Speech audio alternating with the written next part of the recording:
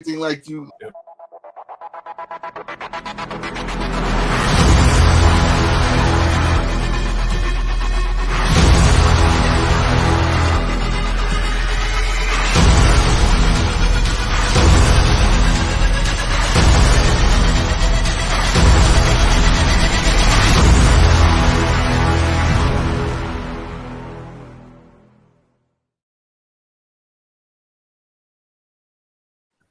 Woohoo. Yes, sir. Hey, what's up, everybody? Hello. Shenaloo. I don't know why I say that. Anyway, how's everybody doing? I was just going with Shalom. Shalom. Oh, shit. Nice stay right there. Everybody, hey Tim, you catch my you see my headline for this week? Hmm. Ha! Yes, sir. Hey, I'm just saying that for those of y'all that didn't do it, yeah, y'all procrastinators, y'all lucky that the 15th was a weekend this year. Yeah, yes, Shit, you are. I did mine February. After that, shit, I've been saving up since then. Listen, I don't want to go to no type of jail. I don't care how classy. I don't want to go to no type of jail. Yeah, got mine all though. Yeah, I'm sorry. I just don't want to do it. Right. Hey, I just realized something. Yep. We're live. We're not recording. We're live. Yeah. Oh shit! We probably God damn. You know what? Never mind. No, I'm looking at this on Facebook right now. We're live. Yeah. So okay. let's just flow with it. Yeah. We be on live on. There's a lot to talk about, but one thing we did want to get off though, yeah, like I said, we like to give us a little something new. Yo, Coolio, chill out. You're somewhere watching the show right now. But this is a little concept I came up with. It's called Supercard Redo. Mm-hmm. Now, we've all seen cards go down good, bad, and ugly. So what we wanted to do is we wanted to take a card and make it at least look more enticing. Now, all we just did was take a card and just restructure, or just like put the matches together. We didn't do like results and all that other stuff. I was just thinking is putting together a card that would make an event look more enticing than what it was. Mm-hmm. Now, we did mention that there are some things that, one, the wrestlers did have to be active. And then, like, when we get into later WWE cards, yeah, the roster had to stay the same. So if they were Raw, they got to be on Raw. If they're SmackDown, they got to stay on SmackDown, whatever. But that doesn't mean you can't have an interpromotional match in between. But unless that it was just a Raw only show or a SmackDown only show. And of course, the most important thing, whoever were the champions going into the pay-per-view, yeah, they had to stay as champs. All right. Oh, well, with that being said, our first redo card had to focus on one of the least popular cards of all time.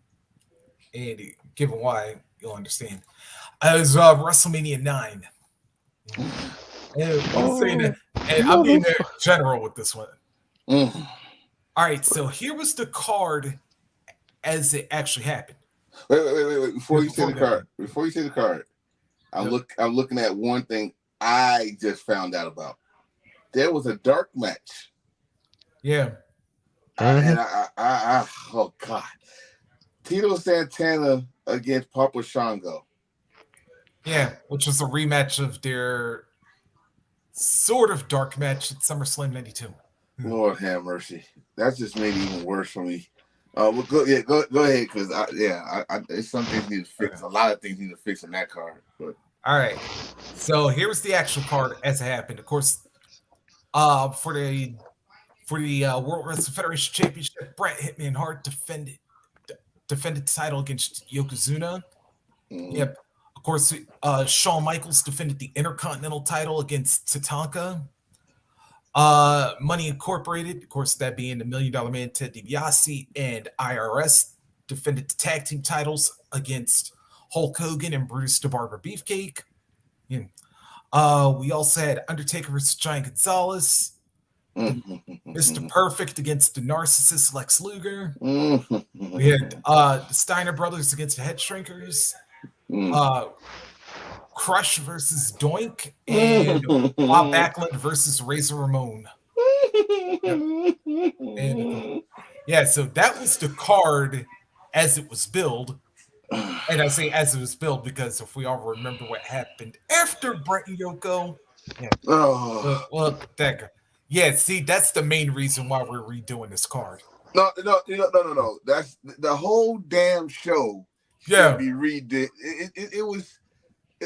I ain't gonna say it was my least favorite WrestleMania. By far, it was one of them. Yeah. By far, it's a great distance. I got three WrestleManias before it hit 30 that I just said, what the fuck was y'all thinking? But that was one of them. And the first thing I would fucking change is the venue. I told you this. I told you I had to get out first. What? This is WrestleMania. Okay? That shit pretty much looked like it was in the it could have been the bingo hall. The amount of people they have at WrestleMania. Yeah. Then you know the all the togas and with the exception of Macho Man. That's the part I would have changed right there. Yeah, Macho Man was the smartest one out the room. He said, "I ain't wearing no goddamn toga. I got custom made seamstress who got my outfit with the matching hat and the feather in the outside on the side. I'm coming pimp. I'm coming pimp. That's what I'm coming pimp." Macho Man had the girls getting grapes. Great, right? The first thing I changed is the venue. I mean, we talking about if WrestleMania 9 was in today, right? Yeah. The MGM would have been perfect. Or since we talking about today and we talking about the East standards, where the Raiders play. Oh, Alliance Stadium. At least, or whatever they would have had before that. Right. We are trying to keep this back at 93, but I know. I'm just saying, if we talking about WrestleMania 9 in today's standards. But you know what I would have done? No, I still would have kept it at Caesars. But like I said, I agree with you with changing the toga thing. Like I would have done like the whole casino. Something like that. I mean, let's not forget this. That was the debut of JR. Yeah, that's right. The first thing anybody that don't know who JR was, your memory is to see that man in a toga. Yeah. Which, by the way, Ross actually, was not happy about that one. But like if you didn't know, comment out. If you didn't watch WCW and you didn't know who the hell Jim Ross was, like who's this dude with the bed sheet on? Like you don't, like really? I mean, not only that, but on a side note, this is actually the last WrestleMania we actually got to see Gorilla Monsoon like sort of do an intro. Gorilla Monsoon asked Gorilla Monsoon. No, well, he was at 10. Yeah, but he was doing the radio broadcast. Yeah, he was not. He was not. Because when I say that, because of course that's WrestleMania is very close to my heart because I was there, but he was not really doing the announcing and how you welcome people to WrestleMania, all that stuff. I think now was the last time, but oh god, that's the first thing I'm gonna change. Like, I would change the WWF Championship into a triple threat match, the very first triple threat match, because Yokozuna, Bret Hart, and Hulk Hogan. If that be, wait a minute, who won the Royal Rumble? Bret Hart, right? Yokozuna won. Yokozuna. Okay, I'm married. Yokozuna. Okay, I know why I think. Okay, I think about the year after. 10 was Bret. Okay. And Luger tied. Okay. Now the reason why I won't turn it to a triple threat because Hogan had no fucking business in that damn match. You came to help your best friend, Brother Brudai, because he got his face smashed by Money Inc. with a Halliburton or a suitcase. Yep. That was your purpose. You say you left us. Let me tell you something. And this still pisses you off today because as y'all know, as a kid, before we found out what a prick Terry is. Everybody, we was all a big Hogan fan. We all tore our shirts and got our ass whooped for it. But he comes back at the supposed retired. Come back not as Hulk Hogan. He come back as, to me, Terry Bollea. That dude was not big. Hogan was not big when he came back. He's still trying to do the poses, but his arms like this. Yeah. Flat. He's well, flexing. see, that's because it's also coming at the trial too. So Yes. And and he was doing Thunder in Paradise and all that shit. Yeah, don't act like y'all don't remember that this stupid ass show. But hey, On TNT. I like Thunder in Paradise. On TNT. On TNT or W. No, I ain't gonna go there. But see, and he comes back, and the thing was, now that we all know the story, he was supposed to face Bret Hart. He was supposed to beat Yokozuna and then defend the title against Bret Hart at SummerSlam. Mm-hmm. The King of the Ring shit, he fucked that whole thing up. Cool, whatever. Hogan had no business being the title. The shit was called WWF, The Next Generation. Mm-hmm. You're part of the old. Hell, if Macho Man could swallow his pride and do commentary, you could move your ass aside. Which he had to wait a couple later on that year to go to WCW and do. Yes, Hogan still had star power, but he had no business in that title match at all. No. Like I said, I would have just kept it. Now, like I said, this is part of what we did because some of the matches, like I would have kept, but I would have just hoped that the execution to them would have been a lot better. And Bret and Yoko was definitely one of them because, like I said, at this point in time, like Yokozuna was still fairly mobile for a big dude. And and I had to say that, and I remembered, of course, reading Bret's book. I was like, yeah, this match kind of felt a little shorter than normal. Mm-hmm. And I was like, now I see why. Like, if they would have worked this match to where, okay, Yokozuna didn't try to quote unquote go home earlier than expected. And it's like if everything would have kept on pace, then it was like, all right. But as far as the general idea, I would have went Bret and Yokozuna as my main event. Which it was, yeah. To me, it was. It was the main event. But the thing was Hogan. Yep. Politics and bullshit. And you gotta remember where we came from. We came from a time where we had the big muscle guys against the big monsters. Yeah. So nobody, if you was a strong WWF fan at the time, didn't think Bret Hart should even be in the match with Yokozuna, even though he's a champion, right? And Yokozuna was squashing everybody with his big ass here, there. When he screamed Banzai, the match was over. He said Banzai, ass in the face, 1, 2, 3, we're going home. They was about to show how good technically Bret Hart was. That he could chop this big dude down. That he could wear him down. And blah, blah, blah. It was going to be a nice WrestleMania match. To me, would have elevated the WWF title at the time to another level. Like, okay, this is the belt we brought to put the butts in the seats. The kind of title was the working man's title. We're going to make this belt the working man title now, too. Right? And we're going to keep stressing over this shit, but Hogan, again, I was like, damn, what's that, 90, 92? 92, 93? 93. Yeah. 93? Yeah, I still was, even though I knew the shit was the situation of wrestling, but I still was naive about, I didn't know about the politics back, we didn't know about backstage stuff like we know now. So I was still naive on why, okay, but I was not that naive to know that this was a bullshit show, but I think if they would have gave them the match that they was going, it would have made Bret more legendary than he is now, and also it made Yokozuna probably the top 1, 2, maybe top 3 monsters in the wrestling business as historically. Yeah.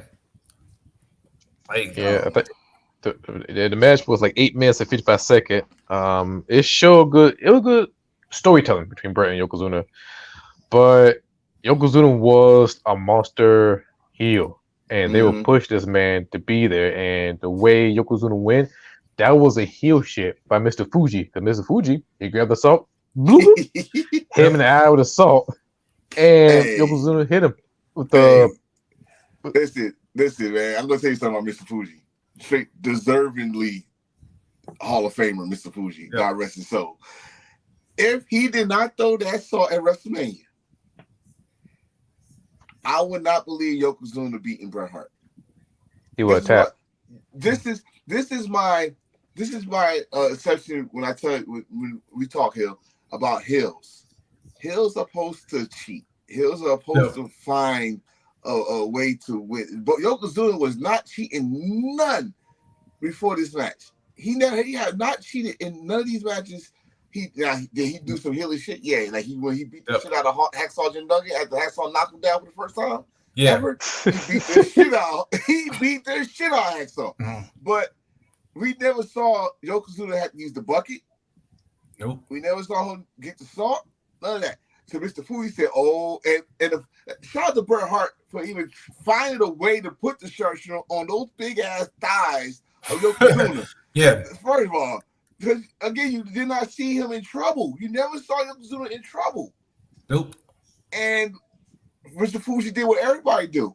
He did the same thing that Paul Heyman did later down the road when when Brock got in trouble for the first time against RVD at King of the Ring. Well, not King of the Ring, Vengeance Day, I think it was. Vengeance Day. Vengeance. And Vengeance. And he got Brock disqualified. You know, like you do stuff when your guy for the first time is in trouble. And you never saw him in trouble. Yokozuna was in trouble. Because who broke out the sharpshooter before then? Nobody. Nope. This is when finishers meant something back then. Yeah. And technically, the only other other person that didn't lose to the sharpshooter was Bulldog, but that's only because he got to the ropes. Right. And cocaine. And cocaine. The power of the nose candy. The power of the nose candy. But I mean that's the only thing. I had no problem if they would have kept it the way it was. Yep. But Terry prefers happened. That's what me and my wife called the politics. Politics called Terry prefers. If you ever heard Brett Shawn Michaels talk about that SummerSlam match? Oh, wait, actually, I would go another way. What works for me, brother? Yeah. What works for me, brother? Yeah. Whatever, Hogan. But I'm looking at this.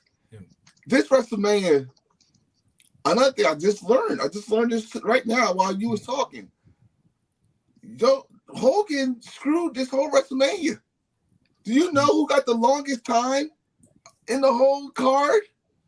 They did. Hogan and Bruce York had the longest match in the whole WrestleMania card. Yeah. Of 18 minutes and 27 seconds. Crazy. And not to say, and for what it's worth, not to say that Money Inc. didn't deserve like that time, is because, like I said, $1 Million Man, one of my all-time favorite heels ever. And I was like, you could give me a straight hour of $1 Million Man wrestling. I would not complain about one bit. Regardless of if his opponent was equal to him, better than him, or the drizzling shits. But if like DiBiase was in, I know he would make that match like something worth watching. Remember, DiBiase as a heel was still one of the best technical wrestlers. Yep. And he could go Japanese strong style. Because if y'all remember, right, his actual last match was not in WWF. It's in Japan. It was in Japan. He was a tag team champion with Stan Hansen.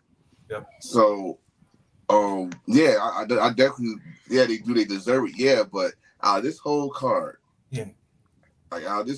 where the second longest match was another politician himself, Shawn Michaels. Ooh, talk. Skibidi. Wait. Now we heard. Wait, it was not in '93. He wasn't a politician. No, yes, he was. A little bit, but not as bad as he became in the later part of the game. He said it himself. He was straight up politician when he first got that Intercontinental title. He thought he had the stroke. He thought he could tell when they said do something. He said no.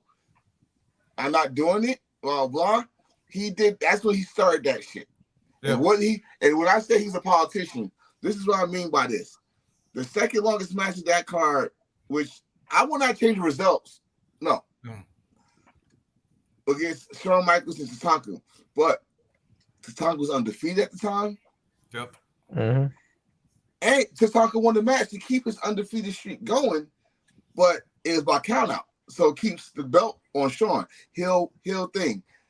But did you know that Shawn wanted to be the one to end Tatanka's winning streak? The undefeated streak? That would make sense because following year, Shawn Michaels versus Ramon. But this situation, this what he getting popping for this year. Like what 1993, 92, that was his rookie heel. And then look what you got. So you got Luna, Bankan, and then Tanaka got Sister No Sherry, but Sister No Sherry and Shawn broke up. If they built that story at the time, I would have a mixed tag match, and I would have Tanaka and Sherry wins, have Sherry pin Luna, and keep Shawn Michaels keep the Intercontinental Championship and keep Shawn Michaels look strong, because that make more sense. And plus, not only that, I think at that time they had too many women wrestling, but no, they didn't. They didn't. They didn't. They no. They that's especially in WWF. Yeah, they didn't have this. I think it was Jake's sister was the last champion. Yep. And then they stopped the belt. Then they brought it back a couple years after. That's when Elijah Blaze came and Medusa. But what I was going to say with you was that's another thing why I about that match. That match got overshadowed by Sherry and Luna. Because Luna whooped Sherry's ass. Everybody forgot that. First of all, everybody forgot that Sherry could wrestle. It's been a long time since they saw Sherry could wrestle around that time. But Luna, unless she was in Florida, you know who Luna was. After the first time I seen Luna, I was like, who the hell is this wild beast? I didn't know Luna. I had to look at her face to figure out who she was. And I like, oh, that's the because I did like Keenan, bro. Yeah. You know? I like, oh, okay. Yeah, it's like I said, I didn't know who she was until Bobby said something, and I was like, yeah, he said the legendary Vachon family, which he should know from AWA. Yep. But that shit got kind of outshined the match. But Tatanka, I think I said the results. I like the results because it kept Tatanka undefeated, but it kept the belt on Shawn Michaels. Yep. But Shawn was really trying to. He wanted to be the one. Like, this is WrestleMania. Now that's what I was going to say too, Hill. When you said it should have been a mixed tag match. Remember, this is early WrestleMania when the title still meant something. Yep. And it should have been defended at the shows of shows WrestleMania. I don't think before then. I think WrestleMania had its title every WrestleMania, except for 19, except for 4. No, I mean between 1 and 9. I think with the exception of it had one. No, because Honky, Honky defended against Brutus. Right. Yeah, the first one it wasn't defended at was 12. Right. Yes, 12. Yeah, 12. 12 and it was a streak that the working man belt was going to be defended at WrestleMania. Mm-hmm. So I mean, I said, and it was the opening match, the true opening match of this WrestleMania. So I had nothing against this match, just the way that it made sense how they booked it. Yeah. But if it would have went to the way Shawn wanted it, I would have had a problem. Or as I would say, I would have had a problem because that when Shawn turned heel, we really had to work with not liking him. Like they tried everything to make us not like him until he did that shit with Margin. Until he pulled Sherry in front of the mirror. Yeah, that did it. Because they were still cheering him. Like, all right, he's just like a badass. Now he got the mullet. He got the leather jacket. Yeah, he's still cool. Fuck that. It's about time the Rockets broke up. Yeah. But when he pulled Sherry to that mirror, oh, you son of a bitch. You know, that's when we started hating him. But like I said, the match between him and Tatanka was great. It showed Tatanka could go because his matches were superstars mostly. And I think he only had one feud really when they took the The feathers. Martel. Yeah, but other than that, yeah, that was great. But that next I would have kept oh, that because I would have kept Michaels and Tatanka too. The only thing would have been, like I said, I would have left Sherry and Luna out of it because I was like, all right, let's see. Can Sean actually win the title? And then I was like, because you already had him lose in the non-title match up on Superstars. right. Then you had him lose into that 6-man tag on Raw.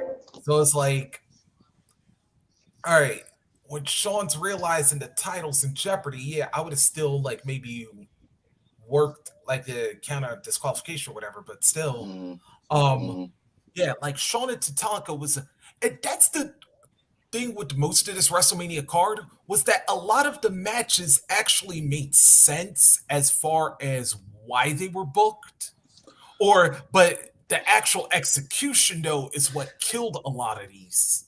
Look, this is you also got to remember this is before we had every card had to have a feud to be on the card, right? Yeah. We just put shit together. Like I'm looking at shit right here. To me, the match of the whole fucking night of WrestleMania, which was the second match, was the Steiner brothers against the Head Shrinkers. Yep. That was tag team.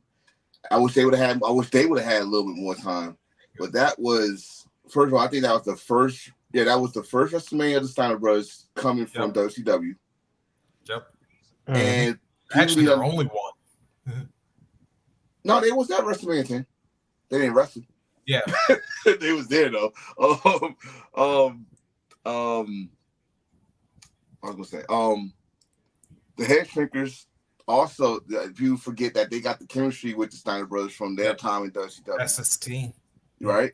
Yeah. And it was and then you gotta remember that ridiculous spot where the Head Shrinkers had, I think, Rick Steiner on his shoulders, and he caught Rikishi and did a belly-to-belly suplex. This is 1993. We don't see that shit in 1993. But you don't see that.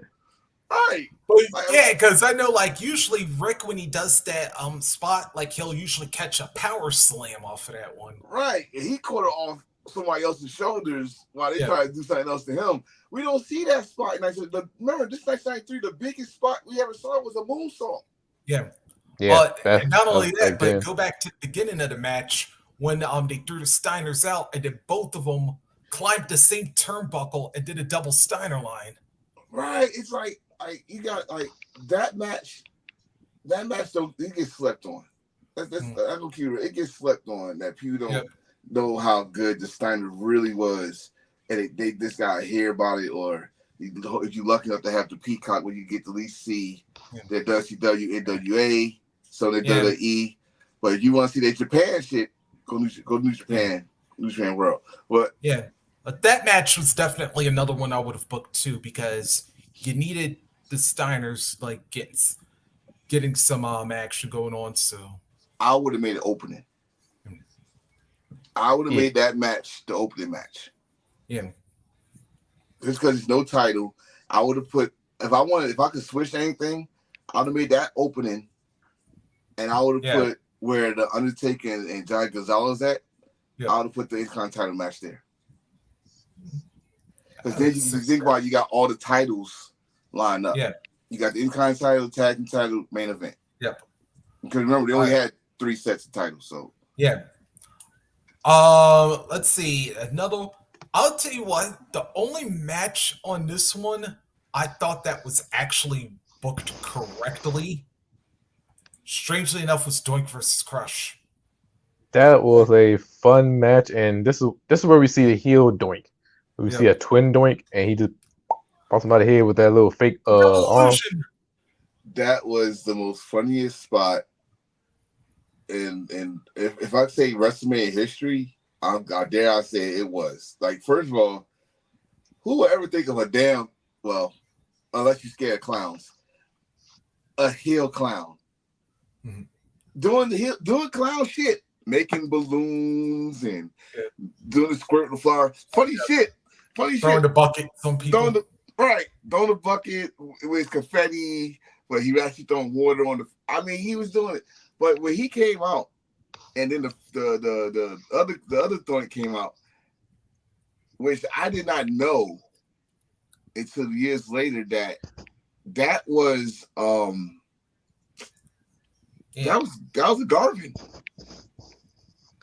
Yes. That was from ECW. No. No, that's who was Osborne. second? No, because the first one was Matt Barnes. Matt Barnes. The second one was actually I think it was actually Skinner, Steve Kieran. Second one was Skinner, but then Skinner, I think either he bounced or he went back to being Skinner.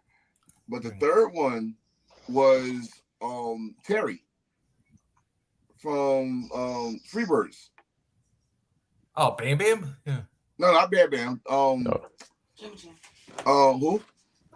Jimmy Garvin. Jimmy Garvin. Wow. And the reason I knew that because I was looking at the it was a match between him and Bam Bam Bigelow. Mm-hmm. And I don't know if you remember when Raw used to come on and they had the little side interviews. The camera got so close to him, he didn't put that much makeup on. He couldn't hide the 5 o'clock shadow.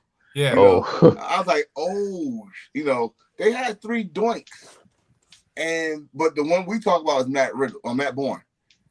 Yeah. Matt Bourne, evil clown. If I was scared of clowns, that's the clown I'd be scared of. Because he man, when he hit Crush with that damn fake ass arm and kept hitting him with it, people, do y'all know a cast hurts? It's made out of plastic. Ask any Bob Orton opponent. They'll tell you. He just kept hitting him right the neck area. I like, God damn. And then they did the little mirror thing and all that stuff. It was a funny thing. It was a funny spot in WrestleMania history. I gotta say that. I mean, if any vignettes, why they don't show that shit a lot? They need to show that. Like, let's just show that part. But the match that sticks a thumb out to me that shouldn't have been in WrestleMania. And let's put this in perspective. This was his first WrestleMania. Oh, you're talking about Lex Luger? No. Dare I say this was both their first WrestleManias. Yeah, because forget Backlund was. And they only got 3 minutes and 45 seconds. That's a WWE. That's WWE 2011 Diva match time right there. That's straight up bathroom. Go get a snack. Make sure you get a nice glass of orange juice or something. This was the one match I would have changed drastically because no offense to Bob Backlund, who definitely deserves our WrestleMania moment. But damn, who would I have put against? Because unfortunately, I think the person I would have put up against Razor was actually injured at the time, namely Owen Hart. That's one because he did beat his ass in Royal Rumble. I would have also put someone that is some unfinished business with. Even though he had his nice little outfit on. Ooh, yeah. If you go say you oozed in Machismo and Macho Man is still in that company, you got some unfinished business with Macho Man. But I definitely the Owen Hart one because he whooped Owen Hart's ass for he beat the shit out of him. Yeah, and that's why I was thinking about that. But like I said, I think at that point in time Owen was injured. So I think he was injured. I was trying to remember when that match with him and Bam Bam on Superstars happened. Or when it aired, because I remember that's when the injury happened, but I'm just gonna say, I definitely gonna say, it happened because it happened. I think it happened right before Royal Rumble in December, I think. Oh no, it was before Mania, I think. I know. I saw Razor Ramon when he beat the shit out of him. Beat the shit out of him Oh, that was the premiere. Yeah, it was on the premiere episode of Raw? what's that show Pat and Gil used to Mania. Okay. Oh God.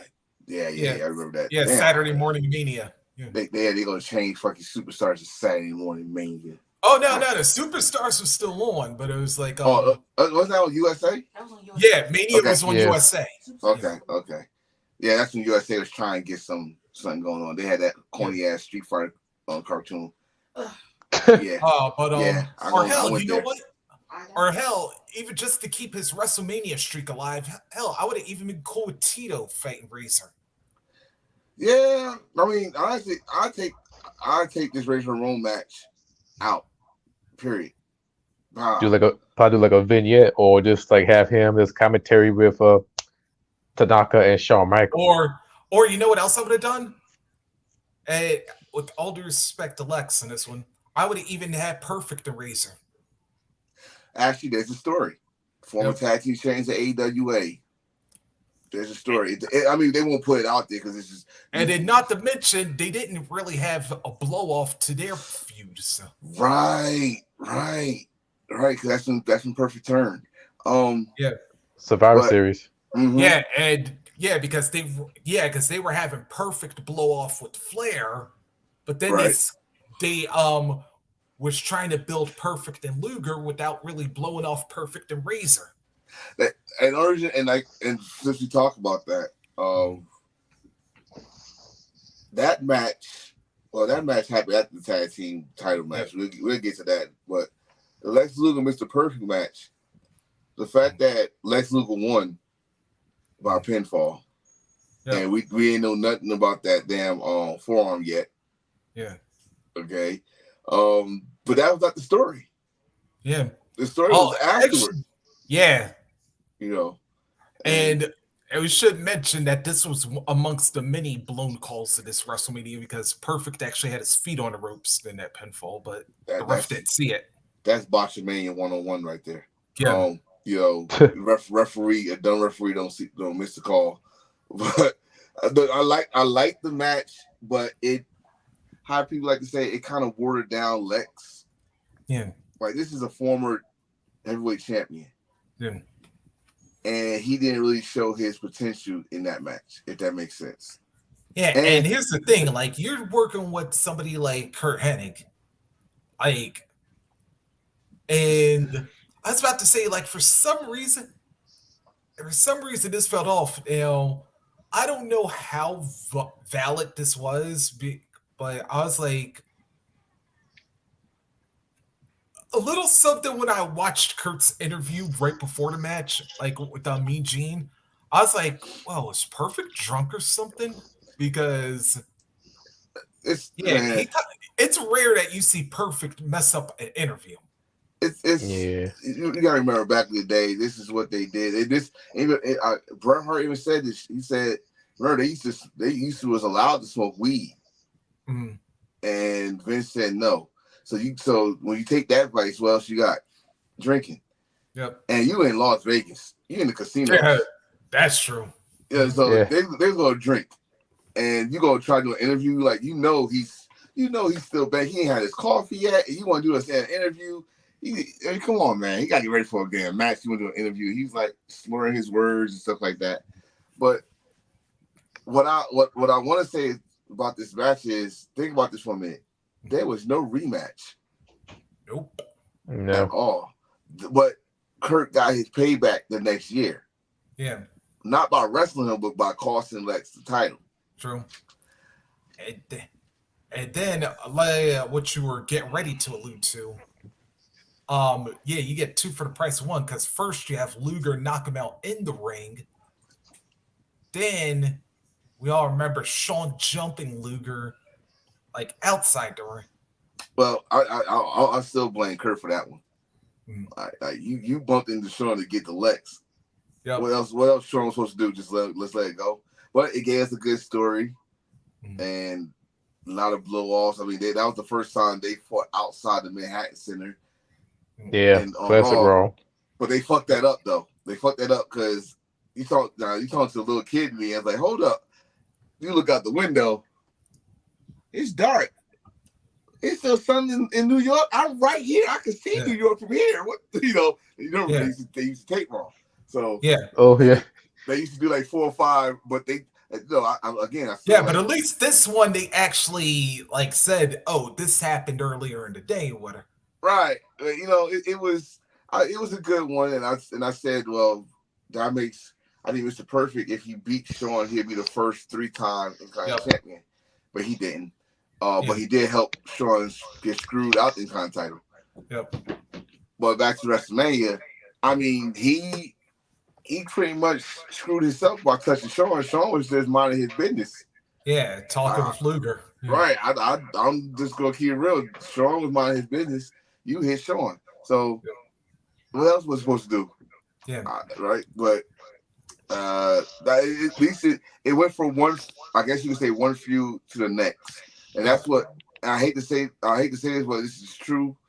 That's what WWE is kind of missing right now. Mm-hmm. How you go from one feud to the next, like in rotation. They're not. I mean, in fact, I'll keep it real. I think that's what's missing in a lot of wrestling companies, not just WWE. That how you could go from one feud to another with like continuous without no pause. Yeah, that's what they did there. That was a perfect example. If you want to do a wrestling school of how you go to another feud or how you book from one feud to another, that was a good one. So, but one match I don't want to talk about. Unfortunately, I got to. Undertaker and John Gonzalez. Yeah. I do it. Listen, on that whole streak before he got beat by Brock, we don't talk about this match. Oh no. There's a couple others, but yeah. I mean, but this match don't come up. Like he got some stories with this one. WrestleMania 9, John Gonzalez. Next, all right. I gotta say this. What I will give for this one would be the entrance for Taker. I mean, it was simple, but it was effective. This is the curse. This is the curse of doing WrestleMania in the West Coast. Yep. The nighttime. Daytime. Right. The Undertaker, especially when you try to do a time restraint, and all right, it's 8:00 for us in the East. That means it's 5:00 in the afternoon for them.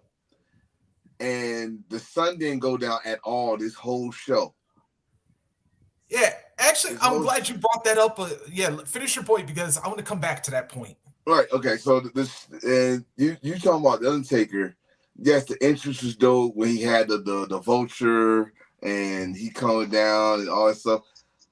It would have been dope if they had. This is why I did not like the outside venue. I wanted if you would have had it inside the arena. And I don't say they didn't have an arena in Las Vegas. Damn it, this was on the national championship UNMV. They got an arena somewhere there, and they could have done it there with the lights out. That's the visual of the entrance. Yeah, because even though Thomas and Mack Center was kind of like fairly small compared to the Grand and right.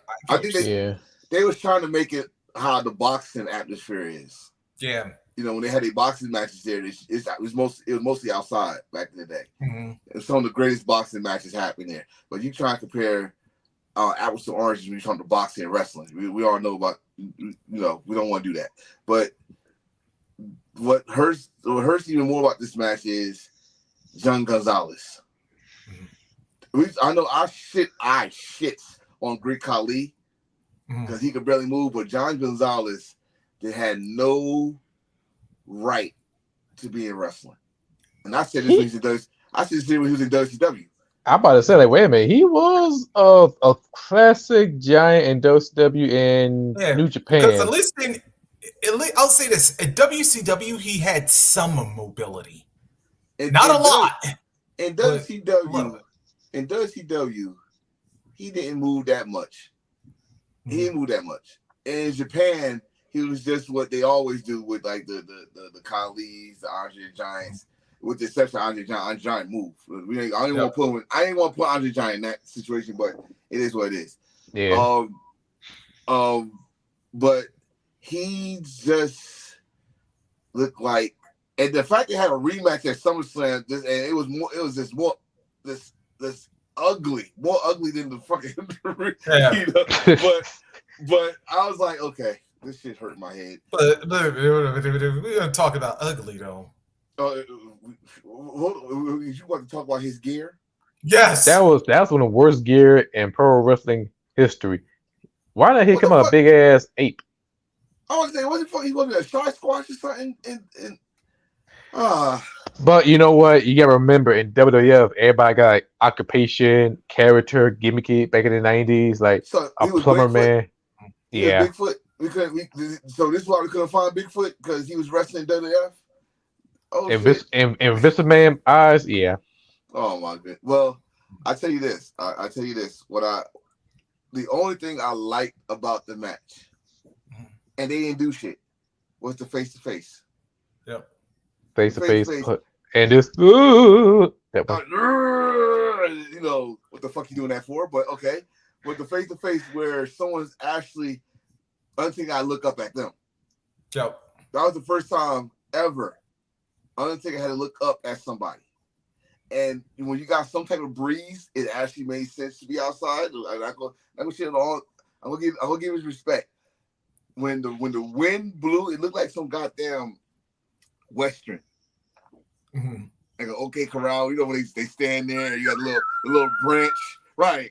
You got a little branch go past them and shit. Yeah. So you got the tumbleweed. right? You got the wind blowing Undertaker because you can't see his face, but you know his face can't stay wet for long. You're outside, so we gotta dry it, but it's still winding, and that's when this motherfucker go. I'm like, oh man, you don't chop him in the throat, and what happened? He chops him in the throat. The selling was bad. Oh, he was on this. And I'd say that's like, is that? yeah, I'll say that's like,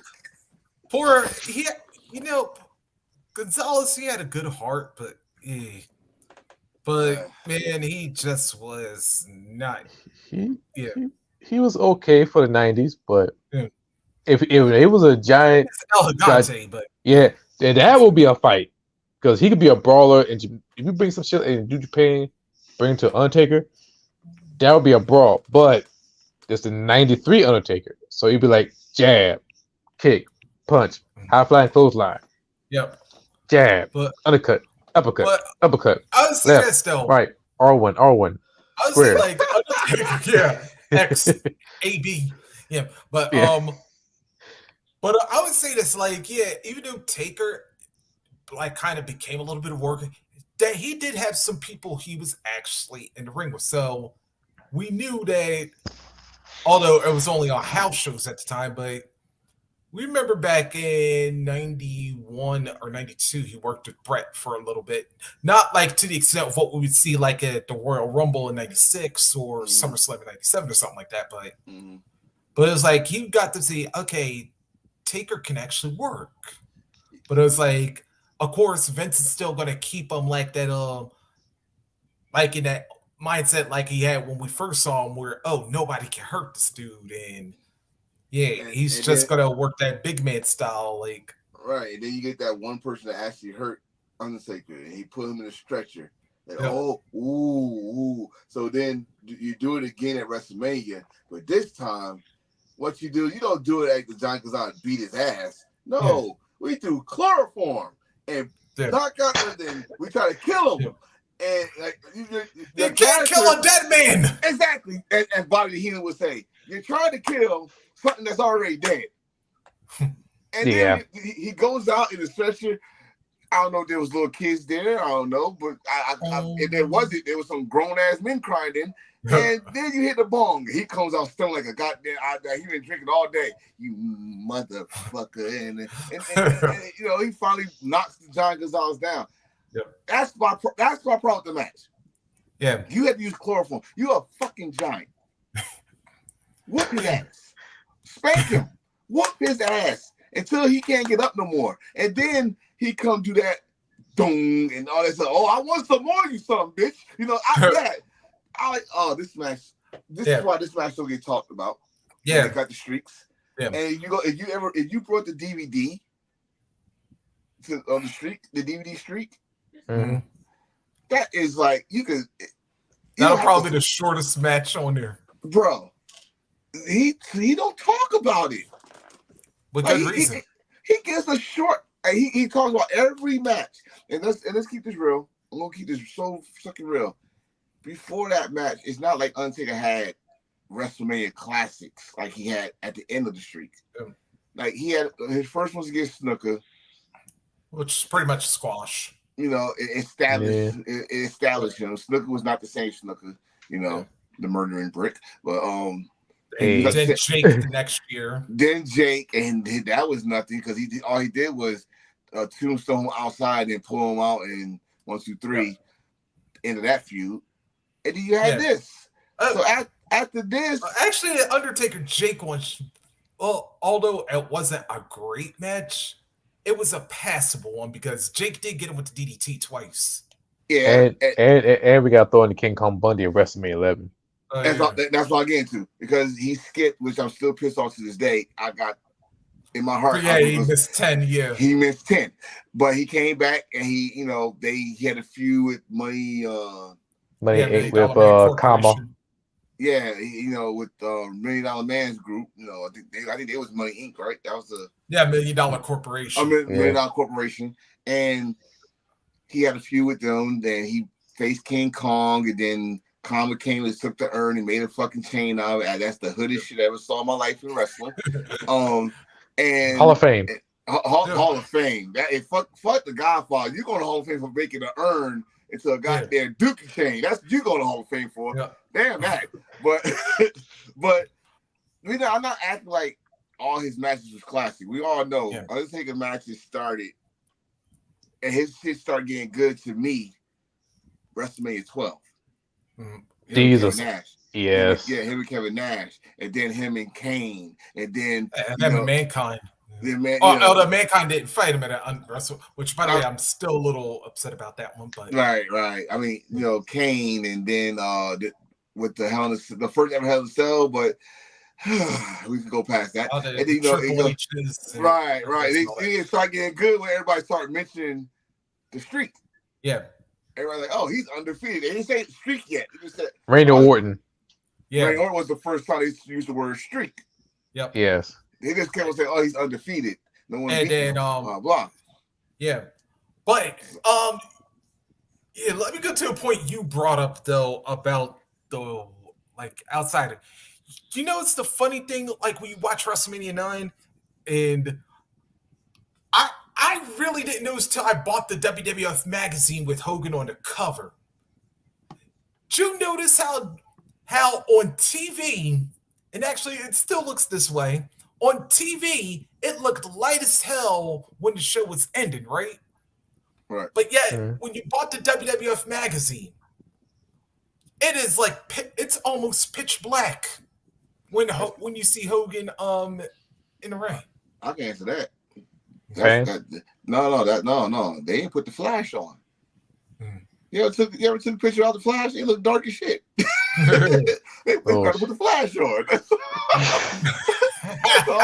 That's all it was. I'm gonna get off this Undertaker thing because we gonna get to the miscarriage of justice in a few minutes. Shout out there, Gorilla. Yes, you got that right. The miscarriage of justice, I got that from Gorilla Monsoon. Because if I see what I really want to say, that abortion that they call the main event, Bret Hart got screwed, and not screwed that they're not gonna put the belt in Yokozuna. He got screwed. If you gonna have a slogan called the next generation, and you go back to the good old days of Hulk Hogan ending WrestleMania, that he had nothing to do. But what you did was you lied to Bret and made Bret look like a fucking fool. Because actually, wait a minute, because they didn't start the new generation. Well, you could kind of look at the 92 and 93 through it, but they really didn't start really promoting it till right around 10. No. They started promoting it, if you remember, 11, 12. Directly after Bret won the belt, and they had that little music video. Oh yeah, and he that's when he faced Shawn at Survivor Series. Yeah, that's when they start saying the next generation. Oh yeah, with the making some noise. Yeah. So that's when they start the next generation thing, but they really established the next generation thing around Kingdom of the Ring. Mhm. Like they really made it to it got to be a big thing. And remember, around Survivor Series, um that's when the court cases started. Yep. Right? They didn't end till later on after Hogan left. Yeah. They ended. So he got promised that okay, Hogan go beat Yokozuna. You get your match with Hogan as passing the torch, and Hogan did the little bitch thing saying, "Oh, the belt deserved to be on the small guy like Burt," whatever that shit was. If that's true, it's always 2, 3 sides, 4, 5, 6 sides of the story. But yeah, especially when Hogan's involved. Yeah, but but Yokozuna got robbed. Yep. Brett got robbed of making a great technical wrestling main event at that time. WrestleMania, can you count on one hand how many technical WrestleMania main events they had? Because Hogan headlined all of them. Yep, all except for 4 with Macho and DiBiase. Macho Man DiBiase. I give Which, Hogan. by the way, that one I'm gonna get to a whole different point when I think of a day I want to do WrestleMania 4. But definitely, I still love. That's one of my favorite WrestleManias. But think about this. I'll give Hogan Ultimate Warrior their due on WrestleMania 6 because that's probably his best main event match to me, anyway. But you had nothing to do with this, man. This is not about you. You left. You left WWE. You left us. Goodbye. You want to be Hollywood. You want to be the man. You know what? I would have Commando and shit. Suburban I would have Commando. even did this. Don't make the match for the title if you still want to give people like a happy ending. Yeah, like go in there and do it for America. Yeah, just give him a leg drop and that's it. Right. You like, I mean, let's not do it like The Rock did the Miz moment, but still, God. I like like I thought of because I know because had that WrestleMania stayed the way it was, Yokozuna actually would have been the first heel to like leave WrestleMania. Yeah. Not only as a champion, but have like the final moment of the show. Final moment. And look how long we had to wait for that to happen. WrestleMania 2000. Yep. Triple H. We could have had Yokozuna as the heel to win. And I mean, yes, this is the great. Well, you might just say, let's keep it real. It was the great, biggest show, WrestleMania, and you want to make sure the fans leave happy. Well, damn it. This was 1993. Some of the fans actually cheered heels at that time. Yep. And they would have cheered Yokozuna because listen, the dude was legit. He was legit at the time. He would put his ass in people. Before Rikishi did it, Yokozuna's ass was all over everybody's faces. And he liked to eat turkey ass. Listen, but not to mention, he did. But at least Yokozuna kept his ass covered, though. Hey, listen. The Banzai stand for stink face. Banzai, but he landed somebody's neck one time.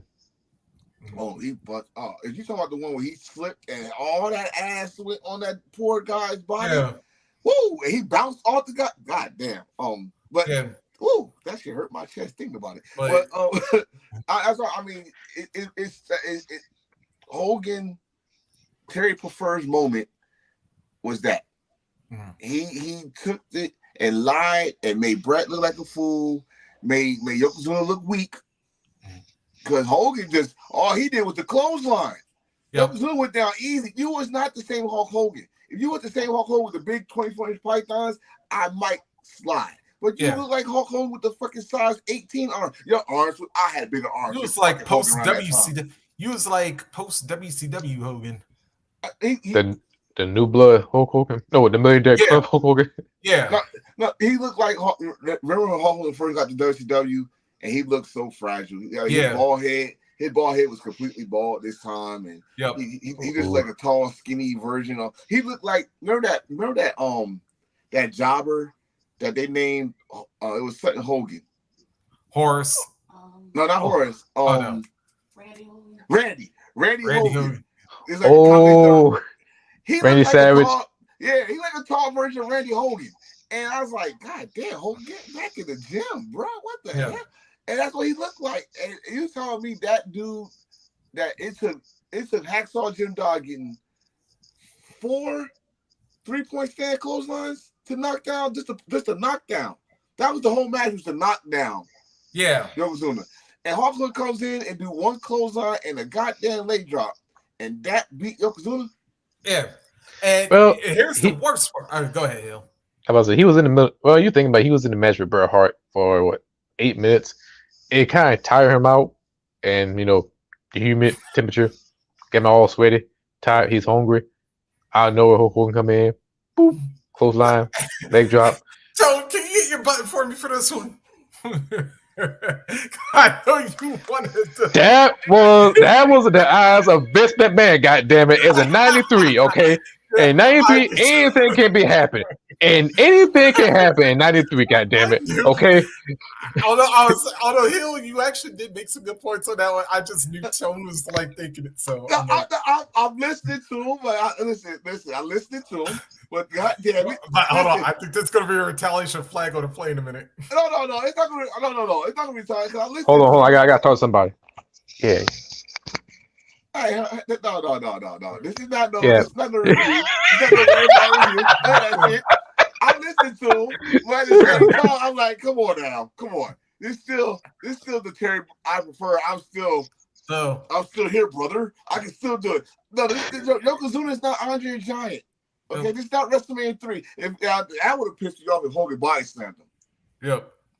But no, we're gonna say that for Lexi and his bus ride around across the country because he picked up.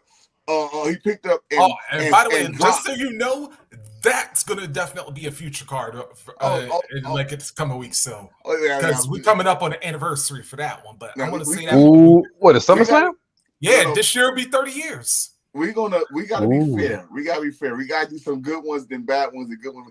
I said, it'll come in due time. But we can't be like wrestling with regret because that dude has me bugging out when he does his shit. But we doing it different because we trying to rebrand the damn book. Shit. But I just think that they got robbed, man. They got robbed. They got screwed. And that main event is the shortest main event time in WrestleMania history. Yep. I think in all WrestleManias, I think the second one is no, it's not Brock. It's not Brock and Roman but that was almost like 13-20. Yeah, right. That was like 13-20. 13-14 minutes. But that's the shortest time for a WrestleMania main event.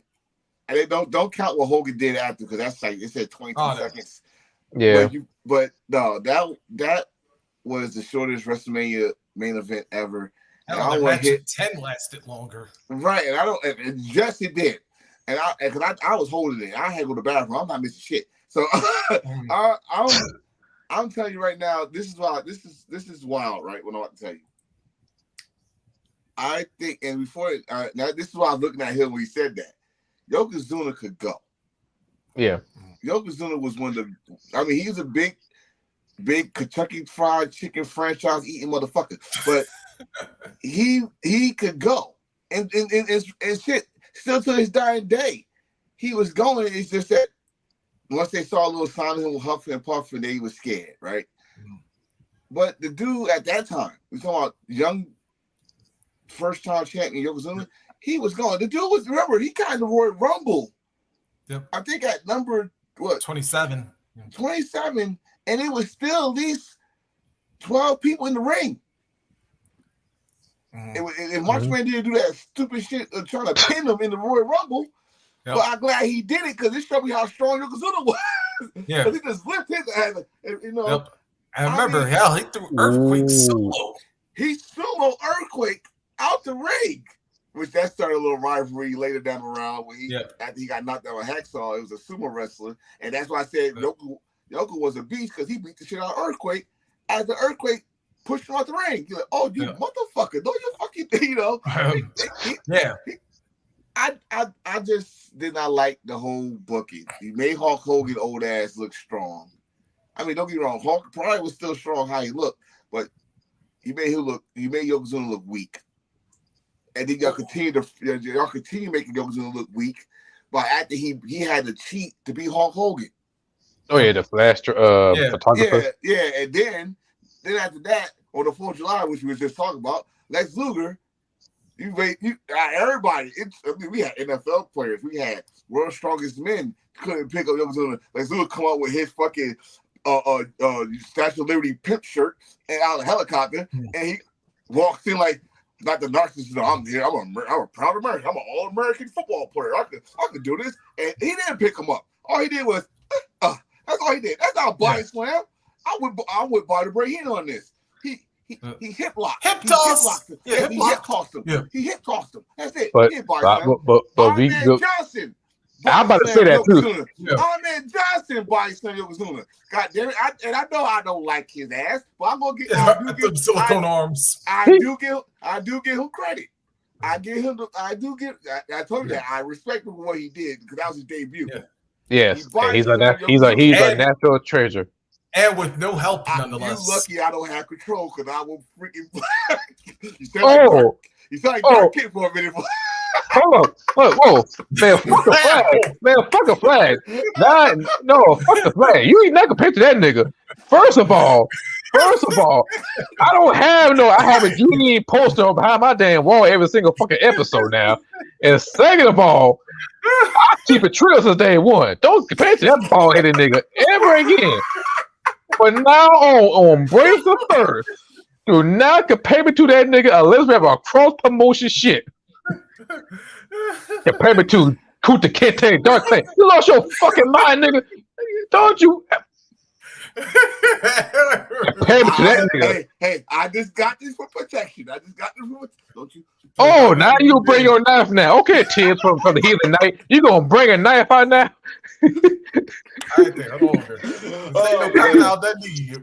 Oh, yeah, that's a knife. That's a knife. Well, that's what I'm saying. They made Yokozuna look weak. But he was he's at the same time as a strong champion. And it started there.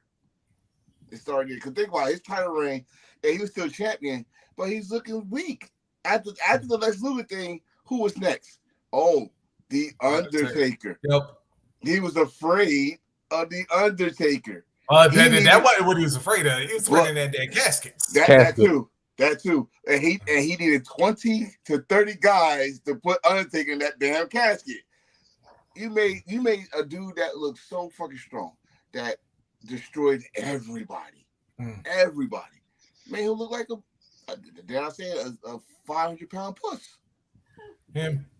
Old school heel in the 90s. But I said that at the beginning when he was first in trouble with the sharpshooter. Mr. Fuji had to put on the dirt. But after that, no. Remember, this is the new generation. So let's do something new. Hey, I'll tell you the only time I think he didn't do anything realistically, where he actually still had traces of the old Yokozuna. Ironically enough, when he took Crush out. Oh God. Yeah. I was gonna say when he took Tatanka out, because I remember on the house show, Tatanka actually got WWE title shot. Yep. Him and Ivan something.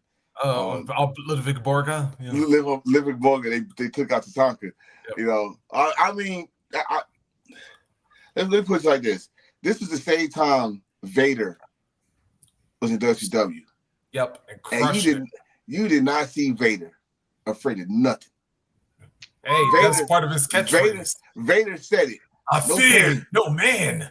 No pain. Feel no pain. Bro. No pain. It did make Shawn Michael, but bro. Oh no. That's another review we're gonna get to right there. Yeah. That's another one. That's another one. Right. But fucking Shawn Michael. Politics. But anyway, right. But think about it, that's the same time though. It was two monsters as champion or either in the championship picture, Vader and Yokozuna.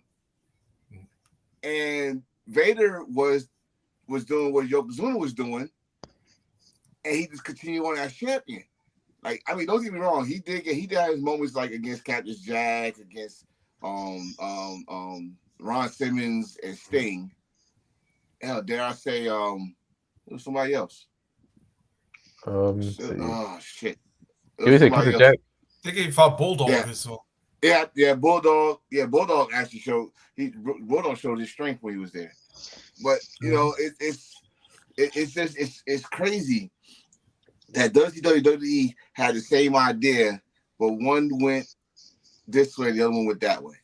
And Yokozuna should have been, yes, he had a title. He was a 2-time champion within 1 year, but nobody don't want to talk about that. They want to say he was a champion for the whole year. You remember WrestleMania 10? Yeah. They said, oh, how he successfully was a champion for the whole year. Like, no, say he was a 2-time champion.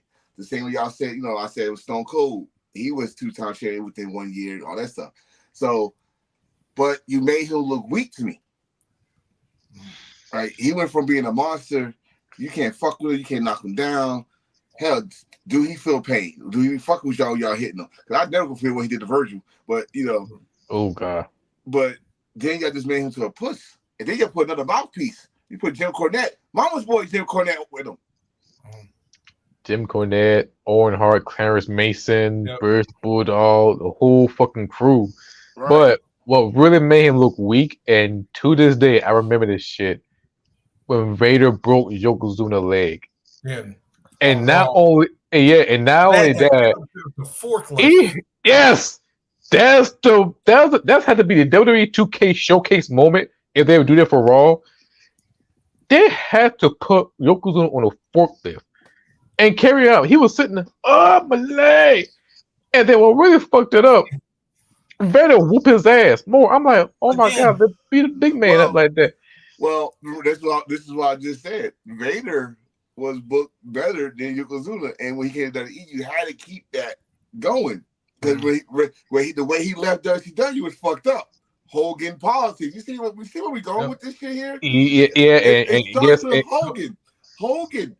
Hogan fucked up Yokozuna, and he fucked up Vader because when Vader came to WWE with F, they tried to bring that aura back to Downers of Vader. He bust Yokozuna's ass. He broke his leg. The most embarrassing shit ever on Raw. That big man got carried on foot. I'm sorry. Because they had a stretcher big enough for him. That's why. Then he beat the shit out of him at WrestleMania 12 with the 6-man tag. Yeah. And Vader was looking. Let's not forget Vader on his debut night on Raw. He beat the shit out of Gorilla Monsoon. So they made the aura of Vader look. He was a beast. He was a fucking beast. But the aura of what Hogan did to him in WCW came back, but not with Hogan. Yep. It came back with our other politicians. Yeah. Wait. The Click. Well, yes. What happened? No, you're right. The Click. Because they still was running both. They was running both shows. Let's just keep it real. Yep. And Shawn Michaels. I can't wait. We need to talk about that like in a couple weeks. Yeah. But not next week, but a couple weeks from now. But Shawn Michaels beat Vader. Shawn Michaels, not Sting.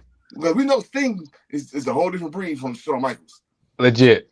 But I would say this as a kid, as a fan of Shawn Michaels was my hero at the time.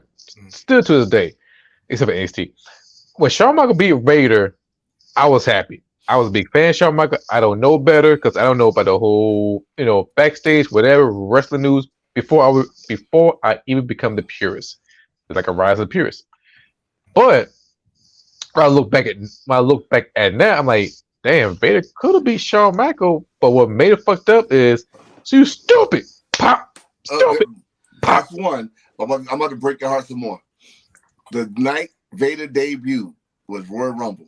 The night that Shawn Michaels came back after he got his ass whooped in Syracuse. I know where you're going with this one. He eliminated Yokozuna and Vader at the same time. Him, not no Kevin Nash, not no what other muscle guy they had there at the time. That was nice. Bridge Bulldog back. Yeah. Shit. He eliminated Vader and Yokozuna at the same time. Okay. I don't have no flag next to me. Yeah. But I would throw it in a heartbeat. Yeah, because just to explain what he's talking. One time. No, do not consult with the other referees. No, this is bullshit. And in the next a couple of weeks after we won the title, he beat Yokozuna 1-on-1.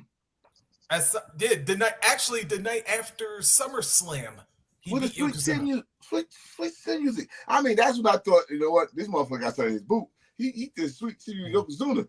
That's crazy, right? No. they had. This is why Dusty was whooping WWF's ass at the time. Shawn Michaels beating Vader, Shawn Michaels beating Yokozuna, and not look like Hulk Hogan or Sting or nothing like that. Or Ultimate Warrior at least. He's beating them. Yeah. They try to make a look like a superhero. Like, But he couldn't beat Sid Vicious.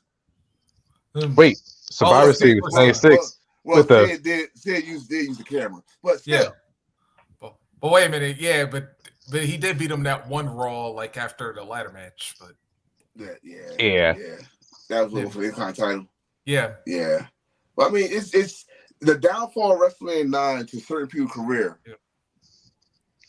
or you could say a learning experience because Scott Hall learned from that damn WrestleMania. Not the you'll give me some high profile matches, which he got the ladder match the very next year. The Steiner brothers learned something from that shit. No, I'm gonna go to Japan and bring my ass back to WCW. Rikishi learned that going solo was not easy than he thought it was because he left the Head Shrinkers to be positive Fat Rikishi or Rikishi Fat, whatever that shit was. Fat 2, Rikishi Fat 2. Fat 2, and he want to be a rapper and shit and be positive. Then he was assaulting. Make a difference. Make a difference, And then he found out, you know what? Maybe I'll put a damn thong on and show my ass and say, hey, let's play a game with what did I eat today? And, and shit, man, he got in the Hall of Fame for putting his ass in faces. And he's the former champion. He put baby powder. You brought that up because Hill, I'm about to come to your defense on this one. Yeah, for everybody that complains about anything with DDT Pro Wrestling, just remember, y'all sat through a lot of the Attitude Era and the Ruthless Aggression area watching Rikishi doing stink faces. Yes. So leave my boys alone. You got that right. Number one. I'm gonna buy that shirt too. It was on Pro Wrestling Tees. Yeah, it's on, no. They got the Furrow T-shirt. It's on Pro Wrestling Tees. Oh, okay. I might cop that. So, I mean that's why WrestleMania 9 became a fucking. It became a lesson learned. Don't do the WrestleMania and no damn casino or Caesar Palace shit. Don't do that no more. No togas. Wait. You know which one I actually would have done? I actually would have done this one for, especially because of that damn tour. I would have actually did WrestleMania 4 at Caesar's Palace if I would have done anything, especially considering that long ass tournament and whatnot. Well, where they was at though was perfect. True. Trump Plaza. Yeah. It was the first big, huge show in Trump Plaza. Then don't forget the long ramp down the stairs. Yeah, was awesome. I know. Like for 5, I would have been cool with it. But 4, because of the tournament aspect, you need this guy's like getting back and forth like a little bit quicker. Yeah, but be like Macho Man that changed his clothes every match and shit. That nigga, he changed his clothes. He changed his clothes more than Aretha Franklin's funeral. I mean, God damn. Or Elizabeth. Elizabeth too. But they had a match down at all. Elizabeth, it was. I don't know. I probably would have done 4 there. But we're talking about what 88,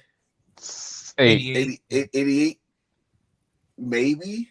Because that's that was a hot pan for boxing. Mike Tyson. That would have been special. Yeah. But anyways, I got WrestleMania. I want to get on, and then we go to you, Reese. Yep. WrestleMania, the night that almost killed WrestleMania. We talk about Triple X, aka WrestleMania 30. Yeah. There's only one moment why that damn shit almost killed. My childhood died that night. Good. We don't talk about that match in this house. I just want you to know that. Well, goddamn it! It never happened. Yeah. Wait. I just want you to know when I said that, my wife turned around. She knows exactly what I'm talking about because it never happened. I'm in denial. It never happened. All right. Yeah. But we can talk about something else. Something else that happened. Yeah. No, we're gonna talk about that shit. It's like intervention. We can talk about that one drunk ass uncle. We're gonna talk about this shit. I want to talk about that one black dude though, because I swear he became the world's greatest meme after.